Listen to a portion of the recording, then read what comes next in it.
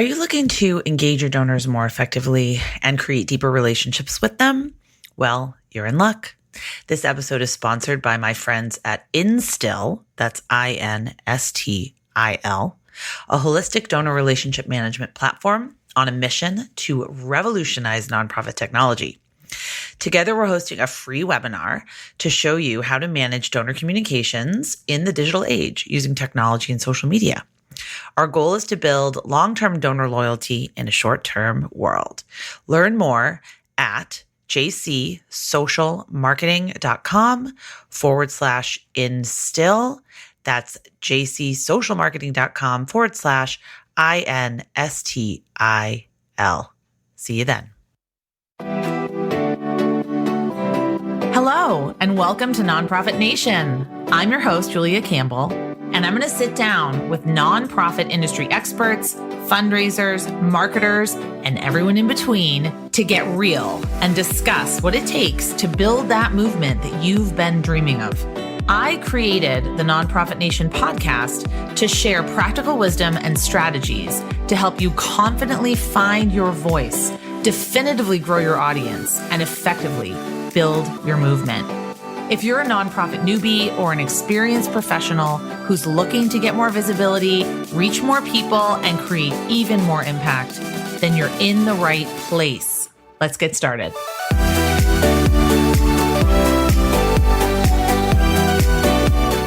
Hi, everyone. Welcome back to Nonprofit Nation. So excited to have you here today in your earbuds, wherever you are, whatever you're doing. I'm your host, Julia Campbell. And today's question is, are you ready for Google Analytics 4? And what is the hype versus the reality with artificial intelligence? We have quite a few topics today, quite a few things to cover. And my friend, George Weiner, is here.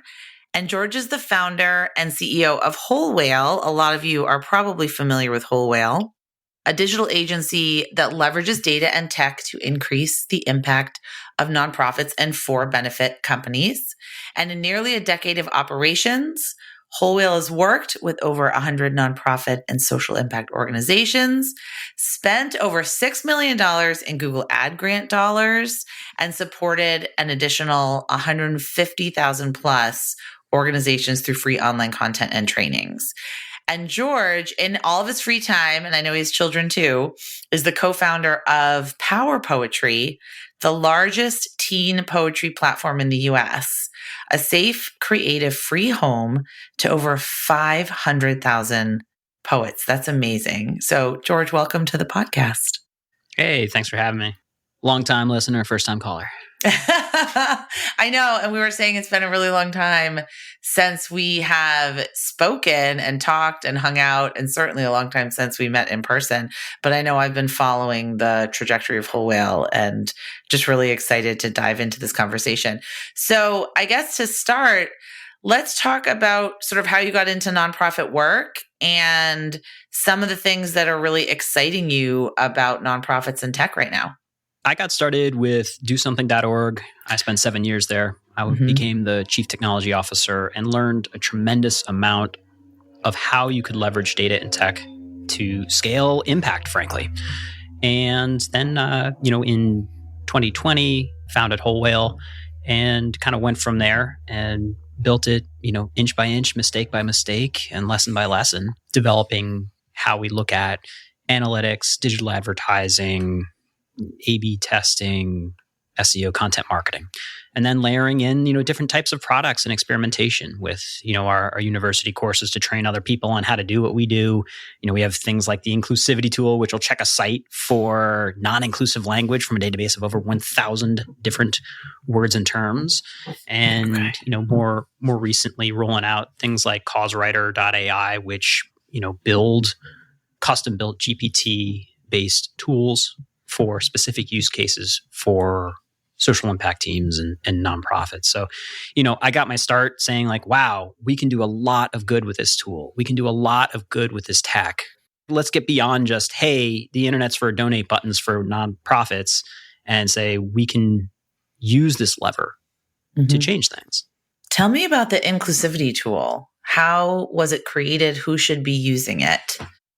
It was created, actually, I have to give full credit to someone named Marielle on our team who brought this topic up and had been keeping us updated internally with a list of DEI terms and language, which was so rapidly changing, it felt to me, that I'll just be honest, my brain doesn't work that way.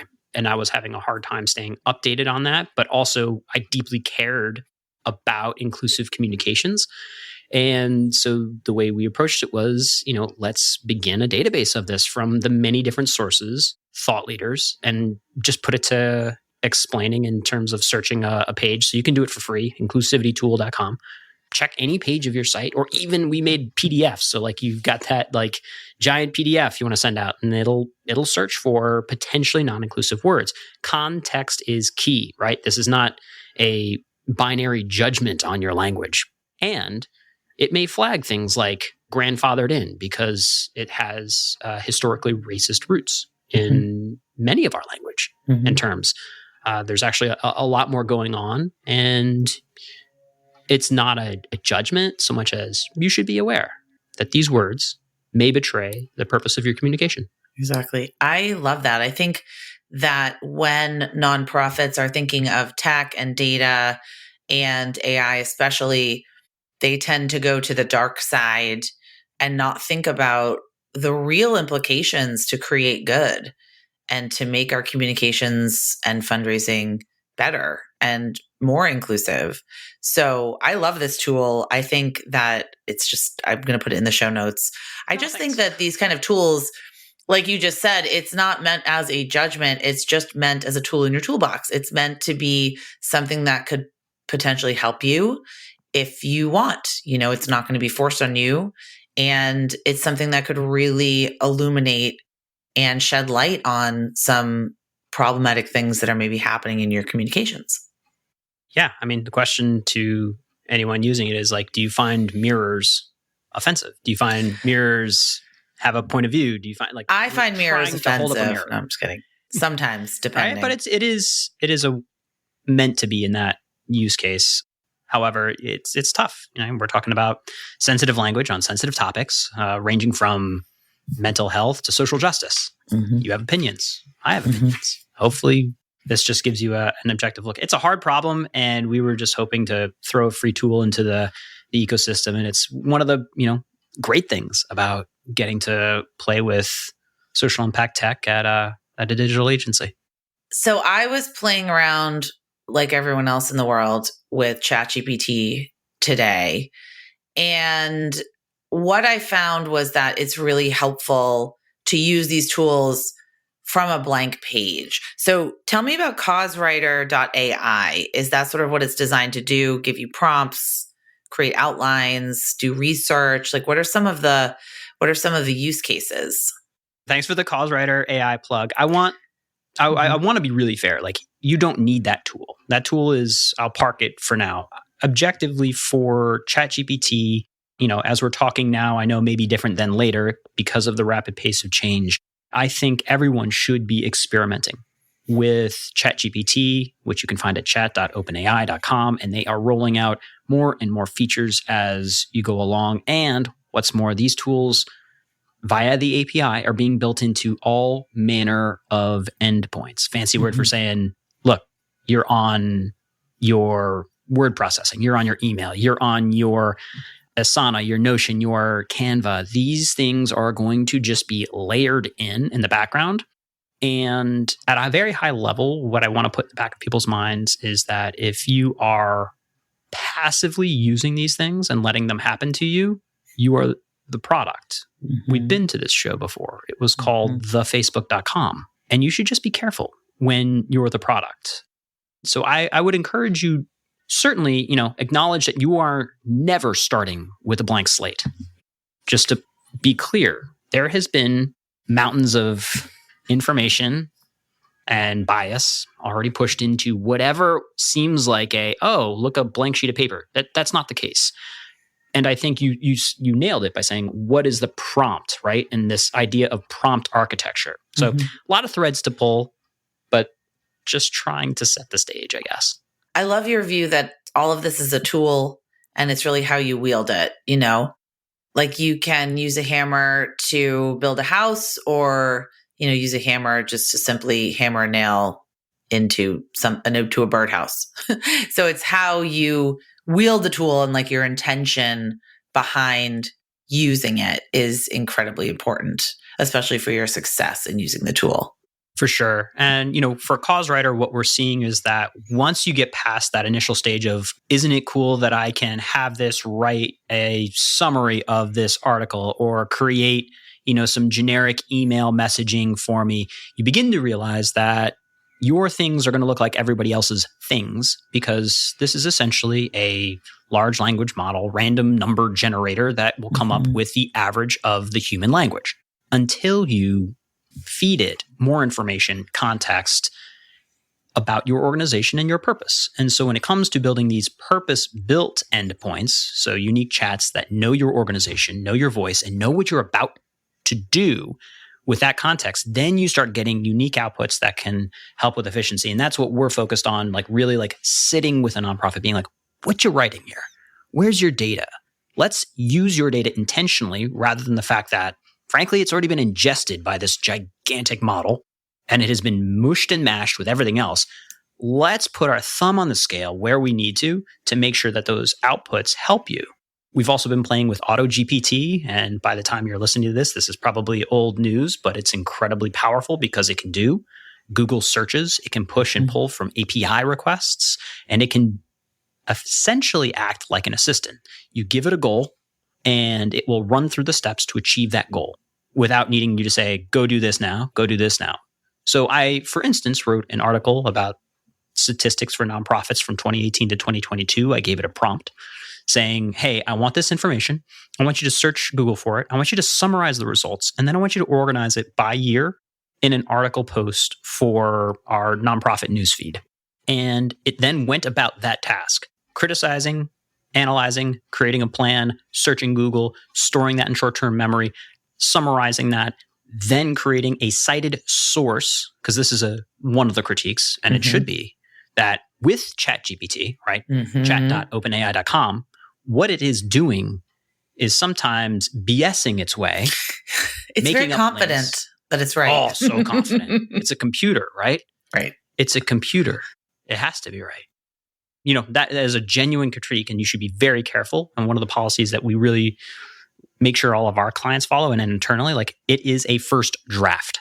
I get very uneasy when it is released as gospel or direct endpoint with a constituent without that caveat. But with tools like AutoGPT and plugins, these are getting smarter and are going to be pulled in, and it is a definite opportunity. I love seeing it as an opportunity and not necessarily as a threat. There's two prongs to this. People that are thinking it's going to be like HAL in 2001: A Space Odyssey, or it's going to be like Megan, the doll, the virtual doll from the movie, or it's going to be the savior, be all end all, and none of us will have to write blogs anymore. But I think there's this happy medium, hopefully towards the end of the better spectrum, the more positive spectrum. But talking about tools, I wanted to have you on to pick your brain about Google Analytics 4, because I know there's so many misconceptions. People don't know what it is. Speaking of a tool that is incredibly helpful, but raises a lot of anxiety, like, what is Google Analytics 4, and why do nonprofits need to care about it? Like, why do we need to know about it? It's shocking how big a change this is and how little I see about it. And I feel like there is a massive train barreling down the tracks on all web data. The number one used web analytics platform is Google Analytics, specifically Universal Analytics. It has been around for, call it 13 years in various iterations. As of July 1st, 2023, that will stop, halt, no more data. Closed for business. No shirt, no shoes, no service. Nothing. Done. Gone. As many ways as I can make this point. What's more, your data is then essentially in an icebox for any historical information you had with Universal Analytics. that icebox will be thrown away into a dumpster, never to be seen again at the end of 2023.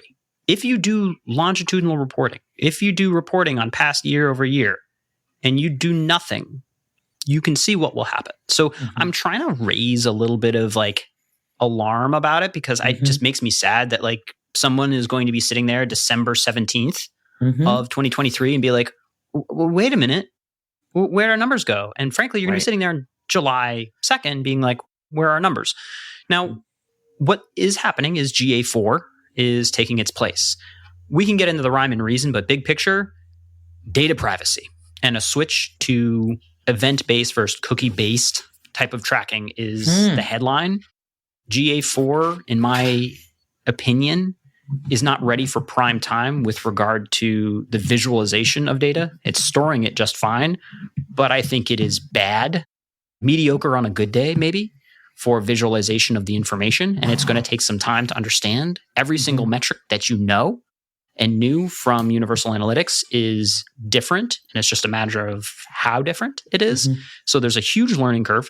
Most organizations, I feel like, may have this installed at an out-of-the-box level, which is pretty decent, I think, all things considered. So you'll have some information.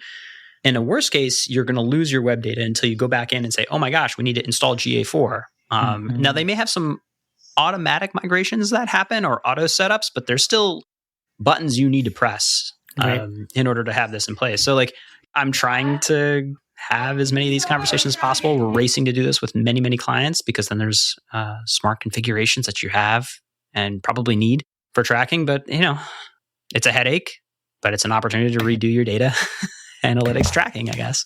So this is for people that are just not knowing even what Google Analytics are. I would hope that people would know, at least if you're a marketer or fundraiser, but this is for web data. So clicks to your website, referrals to your website, conversions, goals, anything that you've set up to track website traffic. Is that correct? Correct. Thank you. And how will this affect Google Ad Grants? Is it going to affect people that have Google Ad Grants? Right now, I think you're fine as long as you have the tracking and conversion set inside of your ad grant. However, if you like really care about the performance of on page and whatnot and what's going on, once that traffic hits your site, you're probably going to want those analytics back. But as of right now, like, I think it is still technically possible, but you have to check because they change these rules every month of whether or not it's required or not. And what do nonprofits need to do? What's the first step if they realize, oh man, I'm using Universal Analytics, I really want my web data? What's sort of the first step that they need to do before, ideally before July 1st, but say it's after July 1st when they're listening to this? So what do they need to do? Make sure you have GA4 set. Do you know how many people came to your site yesterday? If you can answer that question and it's after July, huzzah, you have GA4 set up. Okay. The next question is, do you have transparency into the goals such as, did somebody donate? Did we get an email? Did someone spend a meaningful amount of time on a meaningful page tracked as a conversion so that we can tell we are doing good things on the internet? And then as you go through, one of the things you can say is like, as you prepare these reports, you know, do I understand what an engaged session actually is? Why are my maybe users different on this versus when they were for Universal Analytics? We've put together a lot of these like FAQs and a lot of free resources on wholewhale.com/analytics that just sort of walk you through a lot of the nuances and headaches for this. The next big thing that you'll want after you have GA4 and your conversions tracked is to take a look at your historical information. Your Universal Analytics, which as I mentioned, are in an icebox that is going to be thrown into a dumpster at the end of the year. This is like a crawl, walk, run type of way of saving those data. Depending on the level of, here's what you need to know, like, what is the level of specificity that your stakeholders ask about historical information? And the more specific that people expect that data reporting to be, the higher you have to go on preservation of data.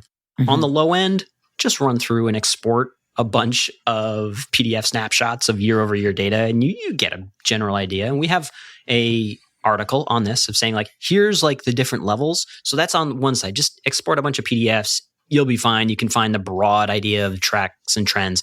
And on the most extreme, you are exporting all of your historical data into BigQuery, and then layering on top of that a Looker Studio so that you could visualize and analyze every single question of like, oh, what about that campaign in 2021 where we did it between September to mid-November? Like, I want to know the data on that. Like, if that's the level that your team and stakeholders expect, like, you have to be doing the Cadillac option, which at this point seems to be the BigQuery Connect to Looker or whatever your, choose your visualization dashboard.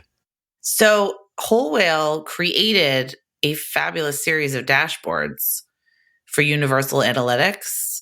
I don't know if those are still available. Did you create those for GA4 or is that a little bit more? We have a GA4 dashboards out there in the world. We're still modifying them because we're still watching and seeing, but there is I love those dashboards because I wouldn't even know. Like you go to Universal Analytics, you go to Google Analytics, and it's so overwhelming, and there's so many data points. So what I loved about the carefully curated dashboards that you created, you picked some data points based on what someone's goals were, or maybe what their job title was, which I thought was really helpful. Yeah, I mean that had been down. It was like one of the number one searches for like nonprofit dashboards for Google Analytics, and I'm glad so many people found it useful. We've created that for GA4. However, the asterisk is that Google has put a daily and hourly quota on queries to GA4 data. It's as though the company wants to make money. And so it actually kind of, we've built it, but it will break. And you'll be like, why is this breaking? Why is it this quota limit here? And again, that's one of those articles that we have of like how to kind of get around it and solutions. But in terms of like the massive, robust Looker dashboards, which is the new version of Data Studio. We built that previously in Data Studio. I'm using the word Looker, but it is essentially the same product. The problem is dashboards just built on top of raw GA4 might break if you put too many widgets. It just means like ask it too many things at one time, which is frustrating. And that happened in November of 2022. It was like, surprise, we're just putting this in place. Maybe it's different now, maybe not. So yes, I love those dashboards, but here's the truth. Just be careful if you are relying on them with the at the level that you did our last one. As a digital marketer, I just have so many questions. What do you see as the implications for the cookieless future? And can you talk about what the cookieless future is for people that might not know? And digital marketers should know, but a lot of people might not know. And then what are the implications for us? The cookieless future, I mean, the future is now. Future is now. It's cookieless present. It's a vestige of an old web design, and I think it's a good thing. The fact that your internet browsing history followed you around the internet and allowed ads tracking, and then every time you came to a site, they could like look at everywhere you had been and then like do weird things with your data without your knowledge. Like it strikes us now as archaic. So we're moving out of this golden age of mining people's unsuspecting web data. So that's good, right? Like win for data privacy. Yeah, win for data privacy and win for smart architecture because it's just dumb. Now, there are still short-term, long-term cookies set by your analytics tracking, but it is looking at just at your own sort of relevant history. But we are moving toward event-based, behavior-based interactions. Did you or did you not do this thing? And is this thing maybe indicative of somebody interested in donating or interested in this cause or type based on behavior? So it's behavior first rather than demographic, assumption first type of pieces. So there is opportunity there in terms of event tracking, specificity.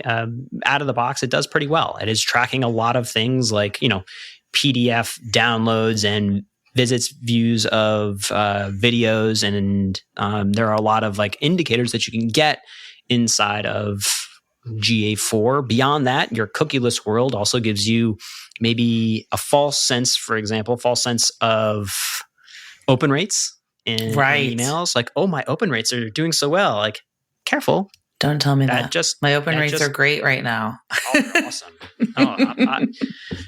It's clearly my doing and not the data privacy and cookieless future. I know. Yeah, we're joking about the fact that all Apple devices will auto-open absolutely everything because the cookies are not tracked the same way they used to with regards to Oh my gosh. That's our sort of joke about what's going on. Do you think that's going to happen? It's already happening. It's happening. Okay. Yeah, if I were to cut your data and show you Android devices versus iOS devices, you'd be like, people on iOS love opening our emails. We're the best. So I think it's important to know when your data are lying to you, just to take an honest look at it. And I think there's a new definition because cookies actually did give us, creepy levels of understanding of user behavior. And we just have to understand how those things have been redefined and where the skeletons are hidden, I think. When your data is lying to you. I love that because what's so interesting about this conversation is all of this operates in an ecosystem. It's not just like ChatGPT, Google Analytics 4, open rates, data privacy, cookies. These are all things that are in the landscape that marketers and fundraisers really need to understand or at least have on their radar to try to understand. What I kind of like about something that you said is event-based, and I think that also has implications for email. So an email open rate is great. It just probably means you had a great subject line, or maybe someone opened it by accident. But someone clicking on an email is totally different. And is that what you're talking about when you're talking about event-based data, where someone actually does something? It's not just like someone came to your website. I'm maybe loading that term inappropriately. So let me separate it out. Event-based tracking is the fundamental way that GA4 now tracks everything. There's some event that is triggered. Maybe it is a session start. It is some behavior on the site that triggers an event. And there are like 5 out-of-the-box events that are automatically tracked. And then on top of that are layered the type of metrics that we are all used to of users' average time and all of that. But that is all built on a layer of events. And there's some cookie information that is layered in, but it can run with just events. So when I use like event first, event based, that's GA4. Now event, let's park that there. Behavior. Show me the behavior. Now open rate, I don't fully trust anymore. Click through rate, right? That human click that thing. There's no faking that. Like you had to open, you had to click a thing. So I'm paying a lot more attention to those clicks. Hopefully that makes sense. No, that absolutely makes sense. I think we're moving beyond, even on social media, hopefully moving beyond just reach, visibility, and moving towards engagement and actual clicks, because that's what is going to drive action at the end of the day, not just simple views or simple reach. So my other question is, and you might forgive me for this, might be a very ignorant tech question. So will GA4 affect SEO and getting found in search? I think in the same way that a stethoscope doesn't change your heartbeat, you're just listening. You're listening to your web traffic. That said, if you don't measure it, it won't get better. And that's a big part of SEO, understanding your data. So I don't expect to get better if you limit the ways that you're measuring your SEO. But there's no tie to it, technically speaking, in a, Google will penalize you sort of way. To round it back to where we started with ChatGPT, I'm paying very close attention to the implications of chat first search. If you don't understand what I'm saying, like go on to Bing and use their chat first search, or use a tool called perplexity.ai. Perplexity.ai. Do a search and you're going to get a window into how we're going to move from a link list first search experience to a chat first answer. That is going to consume a large amount of information-based searches. Let me put it another way.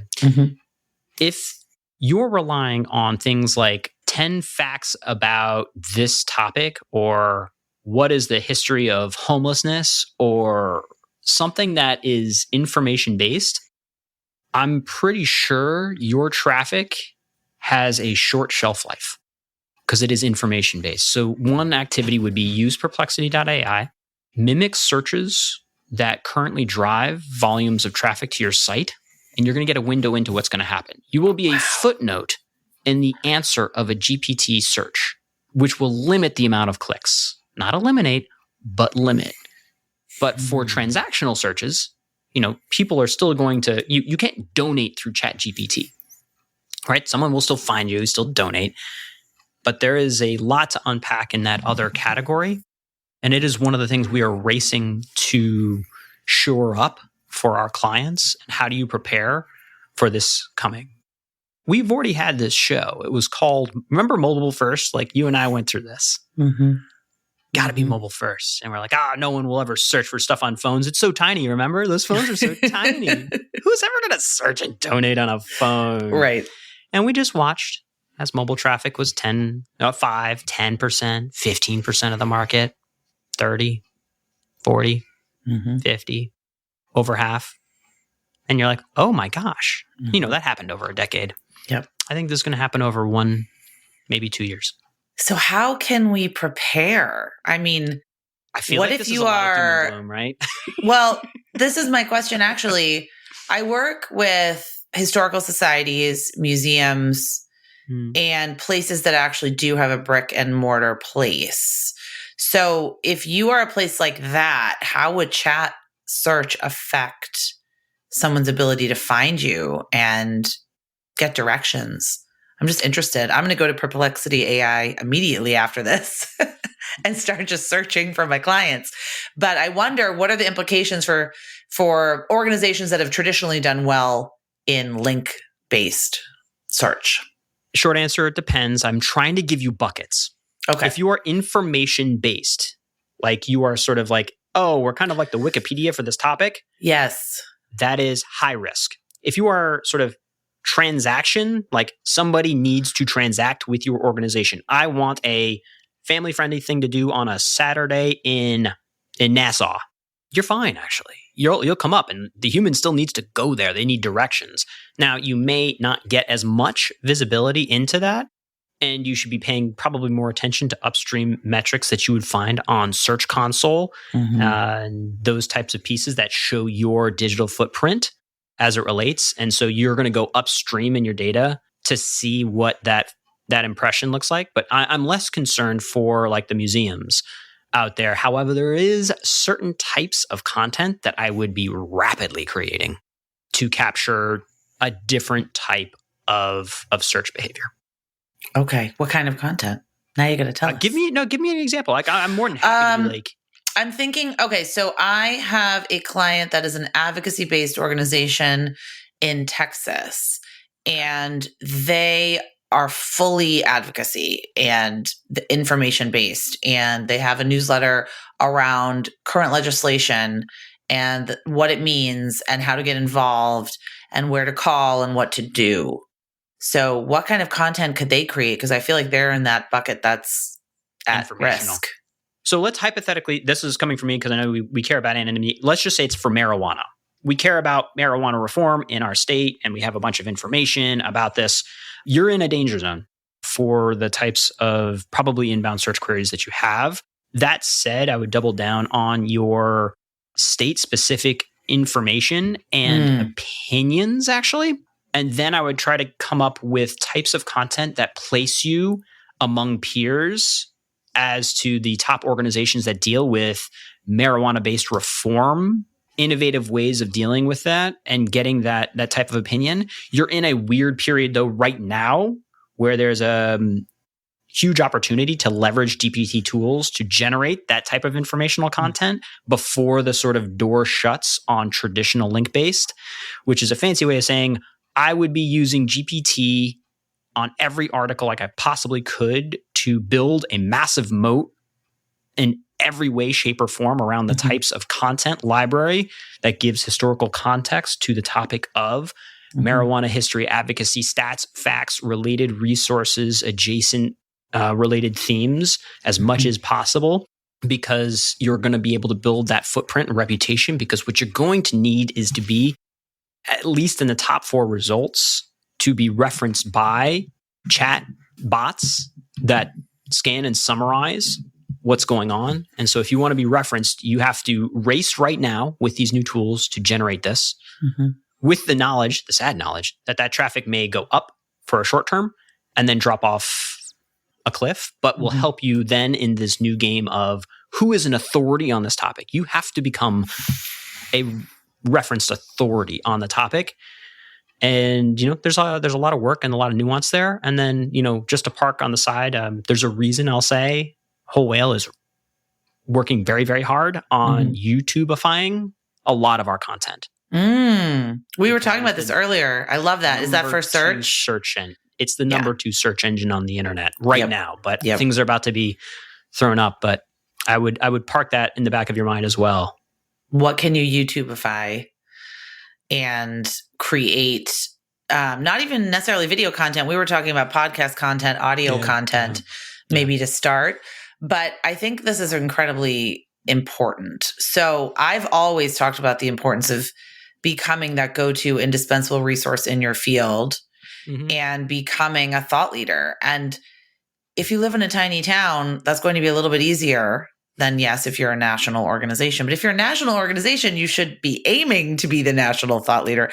I just always think you should be aiming to be that go-to resource that people cite, that has a unique perspective, that has valuable, irreplaceable input. So what you're saying, it's almost like doubling down on that kind of content. And I think, circling back to the generative AI, large language models like ChatGPT, people are saying, oh, how can we compete? And how can I, and I say, just be unique. That's how you can compete. Put your fingerprints on everything. Make it yours, make it look like it was not written by a bot. Like, don't make it mediocre, because things that are mediocre and forgettable, they're going to go by the wayside. Like, are you seeing that too?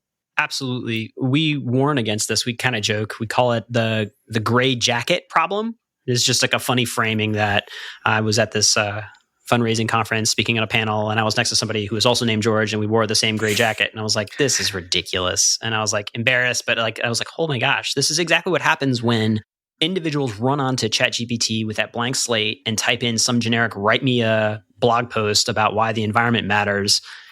And it looks unique to them. But in effect, everyone is putting on that gray jacket. And when you show up in public, I think our antennae, our human pattern recognition for stock photography is through the roof. Like, I could show you stock photography, be like, yep, stock, Yep. not. Exactly. You're building that pattern recognition for GPT generated content as these words leave my mouth. What does that mean? That means if you are not intentionally using these tools and you are passively using them, you're just letting it fill in the next sentence for you. It is going to be wildly detectable, not unique. And that is the gray jacket problem. I love that analogy so much. I was just using ChatGPT to try to generate descriptions of certain talks that I give.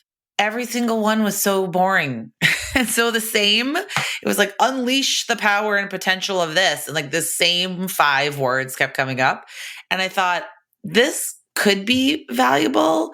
But I was like, next time I look at a, brochure, a speaking brochure or a speaking conference and look at the descriptions, I'm going to know which ones are written by AI, and it's without any tweaking. Like, obviously, you can tweak them, but I love the gray jacket problem. I think that's fantastic. Well, there's a parallel, and you have tremendous expertise in this because you live this with the social media handed to the intern strategy. Yes. This is that. I love that. This is exactly that. Hand it to the intern who is young, or maybe social media savvy, or maybe both, or the volunteer that says, oh, I can run your LinkedIn, but they don't have that unique brand voice or perspective or understanding, and they don't have the stories, and they're not, working on the ground in the trenches on the problem. And we love our volunteers. We love our interns. But like you were saying, it's that philosophy of let's just completely 100% hand it off and not give them any support and not give them any ideas and just hope that they perform a miracle. And you're almost setting them up to fail as well. And you're setting yourself up to fail. So it's like a double-edged sword there. So I think that's fantastic. We've been to the show together. Oh, we've seen many iterations of this crazy show. Well, we're at time. We could talk, we have to schedule another. We have to schedule the GA4 Apocalypse episode when it was like Y2K. Do you remember Y2K and how everyone thought that computers would explode at midnight, when the year 2000 rolled around? But I think this is I agree with you. I think this is a huge issue. It is something that a lot of nonprofits rely on, but I don't hear a lot of people talking about. And I think there's huge implications, but it's all wrapped up in this big ecosystem of how we're using smart technology, how we're using it as a tool, and how we're using it to really further our goals, create more impact, whatever that may look like. But how can people find out about you, find out about Whole Whale, get connected? I have 1,000 links that I'm going to put in the show notes. But where can we find you online? Well, you can find us at wholewhale.com. We also have a podcast where we talk about nonprofit news and rant about these types of things and have on guests. We should have you on. Thanks. I can rant for a while. I'm good at ranting. So that's where you can find us. And thank you for taking the time. I hope this doesn't sort of only cause, I feel like sometimes when I'm done talking, I've terrified people with like, oh no, if you don't do this, like all things will melt down. Like on every side of every coin, there are two sides. And the upside here is unprecedented in terms of its potential to help you do more with less. Like this is that. And I'm very excited about that. I'm excited too. And there's resources out there. And I'll provide more resources. Whole Whale has thousands of blog posts and podcasts and webinars and tons of resources designed for the nonprofit sector to help people navigate these changes. And for me, I just want people to be aware, to know, and then be able to make educated decisions as to how they move forward. So that's really my purpose. I hope that we did that today. And I'd love to have you on again, George. Love to come on and talk about any of these topics. There's so much more that I was like, oh, I'm going to come back and be like, why didn't I say this? Why didn't I say this? So I know I do that all the time. But thanks so much. And have a great rest of your week. And we'll see you again soon.